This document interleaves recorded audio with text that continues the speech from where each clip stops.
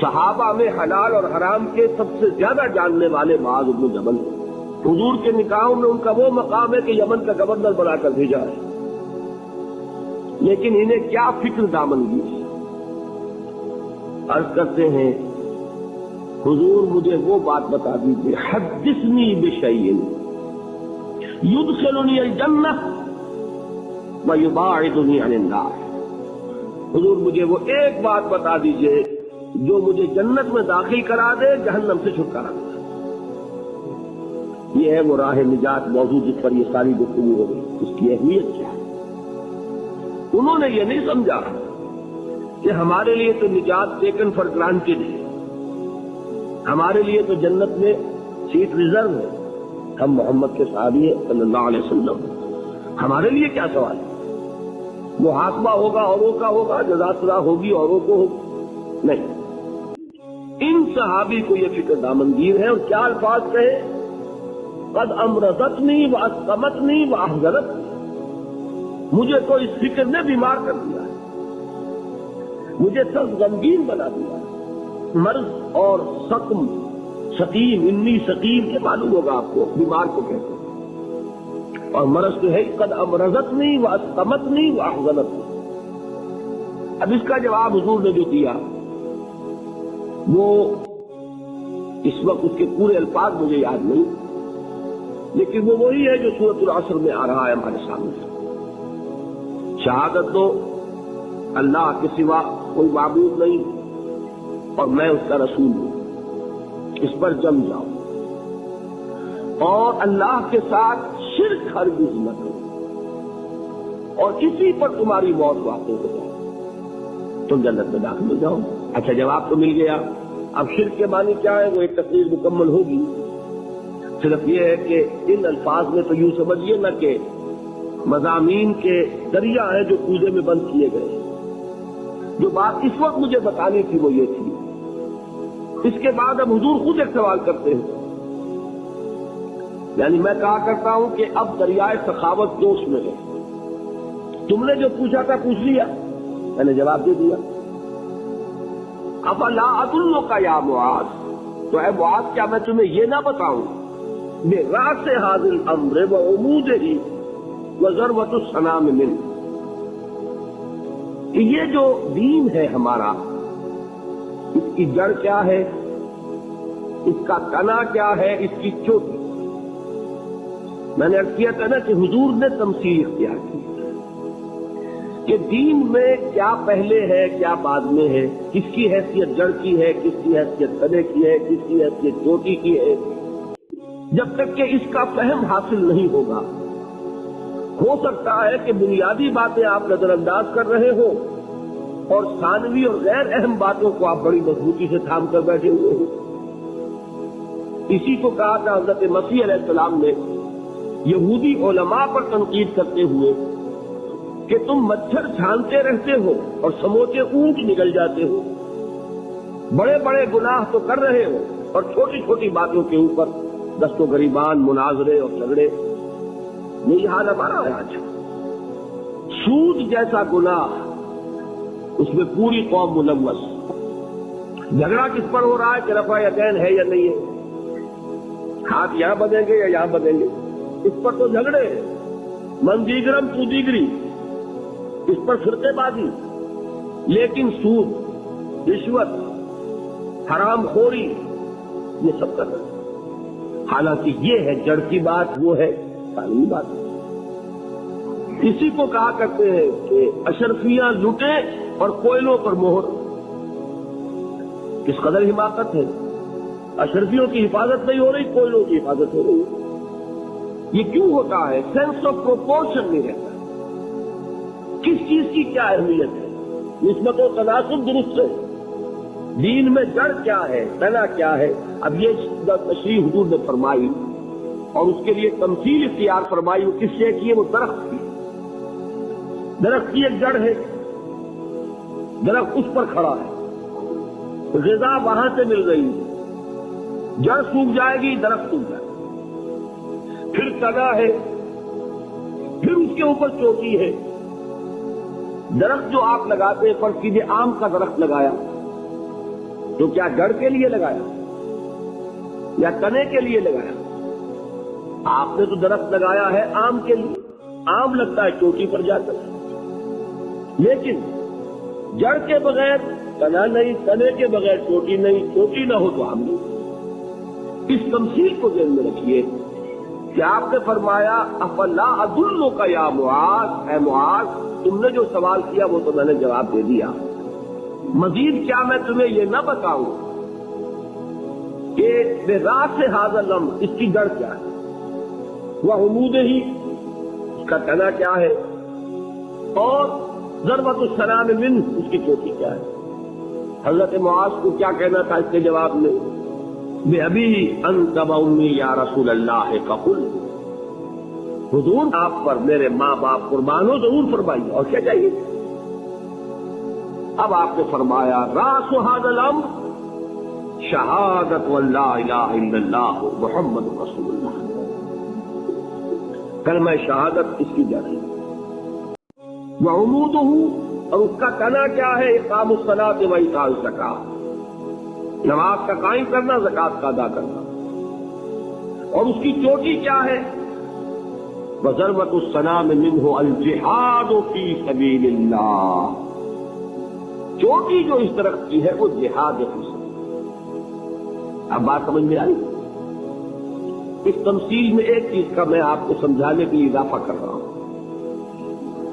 دیکھیے ایمان ایک جڑ ہے، عمل صالح تنا ہے، اس کے اوپر جو پھل لگتا ہے وہ تواصی بالحق ہے۔ جیسے کہ آپ کو معلوم ہے آم کی گٹھلی میں آم کا پورا درخت ہے کہ نہیں، جسے آپ کہتے ہیں پوٹینشلی، بالقوہ، آم کی گٹھلی میں پورا آم کا درخت موجود ہے۔ وہ گٹھلی زمین میں دبے گی، نمی پہنچے گی، وہ پھولے گی، پھٹے گی، دو پتیاں نکلیں گی، ابتدائی غذا اسی میں موجود ہے، اس کے بعد اس کی جڑ نیچے جائے گی، اب وہ زمین سے غذا جذب کرے گی اور اب وہ پودے کی شکل اختیار کرے گی۔ یہ پودا اپنی پختگی کو پہنچے گا ایک خاص عمر کو، تو اب اس میں پھل لگے گا۔ پھل جڑ میں نہیں لگتا، پھل تنے میں نہیں لگتا، وہ چوٹی پر لگتا ہے۔ اس پھل میں پھر وہ گٹھلی موجود ہے، اس گٹھلی سے ایک اور درخت وجود میں آئے گا، اس کو آپ لگائیں گے، اب ایک اور درخت وجود میں آئے گا۔ اسی طرح سمجھیے ایمان۔ اچھا ایک بات اور جان لیجئے، گٹھلی اگر گلی سڑی ہوئی ہے تو اس سے درخت وجود میں نہیں آئے گا۔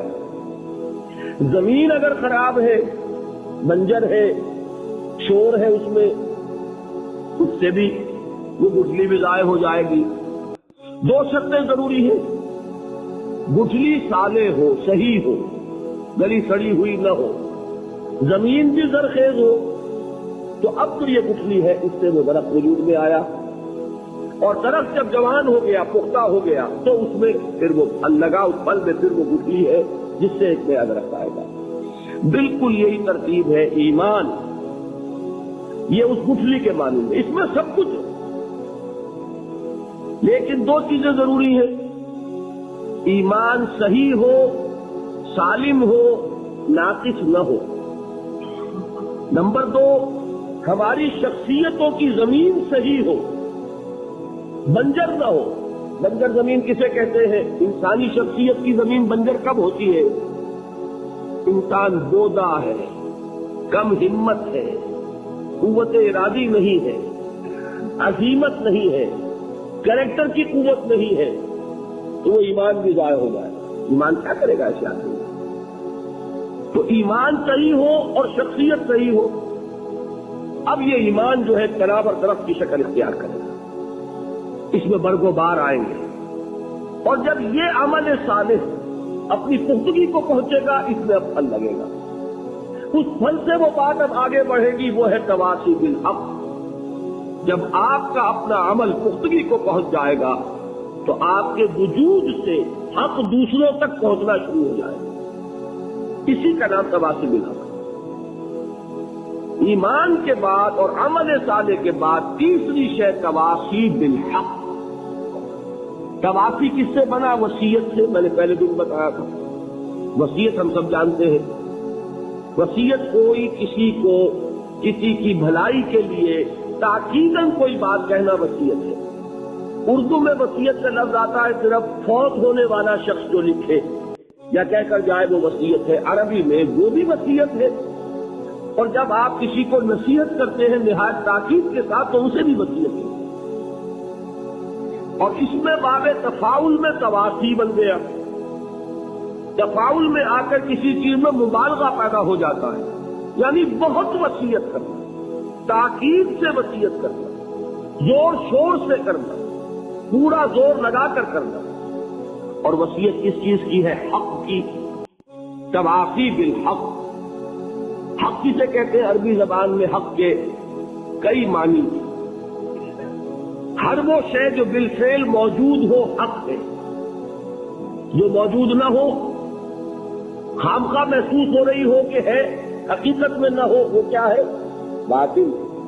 مثال کے طور پر شراب ہے، پانی نظر آ رہا ہے نہیں، وہ باطل کہلائے گا. نظر تو آ رہا ہے پانی، حقیقت نہیں ہے. جو شے فی الواقع موجود ہو وہ حق، جو شے عقلاً مسلم ہو وہ حق، جو شے اخلاقاً واجب ہو وہ حق. پڑوسی کا پڑوسی پر یہ حق ہے، والدین کے اولاد پر یہ حقوق ہے. یہ کیا ہے؟ اخلاقی طور پر جو چیز واجب ہے. اب آپ سوچئے اس حق کے لفظ کو استعمال کر کے ہر اس چیز کی تاکید کرنا جو مطابق واقعہ ہو، ہر اس چیز کی تاکید کرنا جو اخلاق کا تقاضا ہو، ہر اس چیز کی تاکید کرنا کہ جو معقول ہو. ان تمام چیزوں کا نام تواصی بالحق ہوگا. اور یہ تواصی بالحق کا نتیجہ کیا نکلتا ہے؟ اللہ نے اگر آپ کو ایمان کی دولت نصیب فرمائی، آپ کو صحیح عمل کی توفیق عطا فرمائی، اب جیسے وہ آم کا پھل میں گٹھلی ہے جس سے اور درخت لگے گا، ایسے ہی جب آپ وصیت کرتے ہیں، دعوت دیتے ہیں، تبلیغ کرتے ہیں، پیغام دیتے ہیں، نصیحت کرتے ہیں، تو گویا کہ اسی بات کو، وہی پودا آپ ایک اور انسان کے دل میں لگا رہے ہیں. اس کے دل میں بھی ایمان کا بیج پڑ جائے، اس کے اندر بھی عمل صالح کی بہار آ جائے. پھر جیسے آپ کہتے ہیں چراغ سے چراغ روشن ہوتا ہے، شمع سے شمع جلتی ہے. جیسے حضور نے دعوت دی، 4 ایمان لے آئے، ابو بکر، خدیجہ، علی، زید رضی اللہ تعالی عنہم اجمعین. اب 1 سے 4 جمع ہو کر 5 طاقت بڑھ گئی.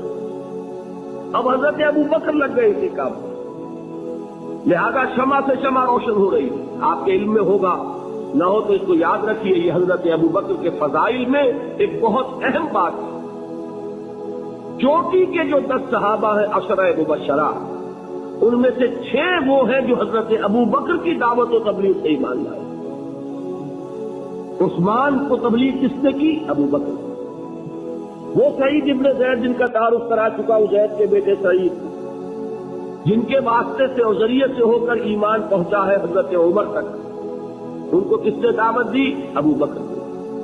طلحہ کس کی دعوت پر ایمان لائے؟ ابو بکر. زبیر کس کی دعوت پر ایمان لائے؟ ابو بکر.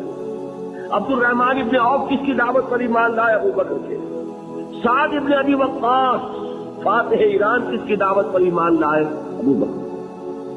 یہ بہت بڑا باب ہے، یہ بہت بڑا دفتر فضائل جو ہے حضرت ابو بکر کے، ان کی آئے اہم پہلو ہے.